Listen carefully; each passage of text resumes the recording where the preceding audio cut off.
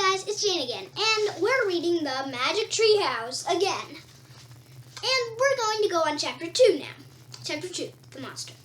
Jack crawled into the treehouse. Wow, he said, the treehouse was filled with books. Books were everywhere. Very old books with dusty covers and new books with shiny bright covers. Look, said Annie. Look, said Annie. You can see far away. She was peering out of the treehouse window. Jack looked out the window with her. Below were tops of other trees. In the distance, you could see the Frog Creek Library and the elementary school and the park. Annie pointed in the other direction. There's her house, she said. Annie was right. Jack could see the white wooden house and its green porch. In the yard next door was their neighbor's black dog, Henry. He looked very tiny. Hi, Henry, shouted Annie. Shush, we're not supposed to be up here, said Jack. Jack glanced around the treehouse again.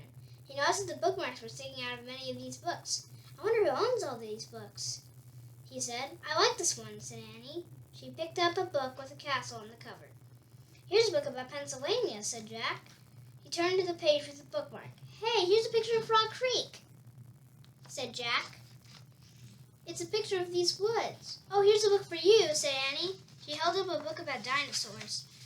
A blue silk bookmark was sticking out of it. Let me see, said Jack. He set his backpack down on the floor and grabbed the book from Annie. Okay, you look at that one, and I'll look at about the one at castles, said Annie. About castles, said Annie. No, we'd better not, said Jack. We don't know who these books belong to. But even as he said this, Jack was opening the dinosaur book to the place where the bookmark was. He couldn't help himself. Jack turned to a picture of an ancient flying reptile. He recognized it was a pterodon. He touched the huge bat-like wings in the picture. Wow, whispered Jack. I wish we could go to the time of the pterodons.